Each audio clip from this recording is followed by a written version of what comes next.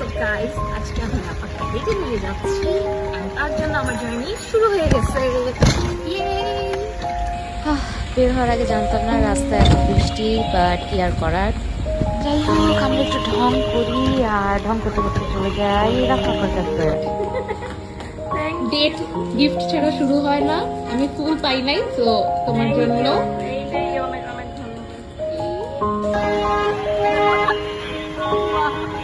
আমরা যাচ্ছি ধানমন্ডিতে।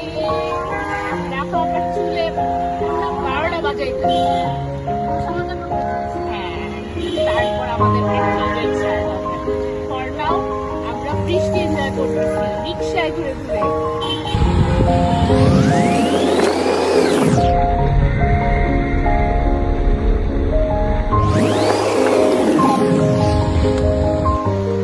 এখানে বসে বসে আমি অনেক বোর হয়েছি আর রাফার জন্য ওয়েট করছি।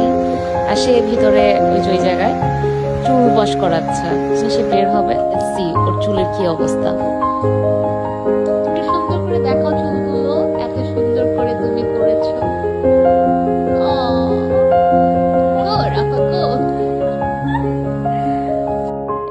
এখন হচ্ছে আমাদের একটু ফুচকা খেতে মন চাইলো, বাহিরে ফুচকা দেখে ভালো লাগলো, সো আমরা একটু ফুচকা খাওয়ার জন্য ওয়েট করতেছি। আর মাঝখানে একটু ঢং অ্যাজ অলওয়েজ। অ্যান্ড মামা ফুচকা বানাচ্ছে, কি মজা লাগতেছে দেখতে। ওফ, ফাইনালি অনেকদিন পর ফুচকা। আমরা এখন যাচ্ছি মিস্টার ডিআইওয়াই। রাফা ম্যাডামের শখ হয়েছে সে মিস্টার ডিআইওয়াই চেক আউট করবে।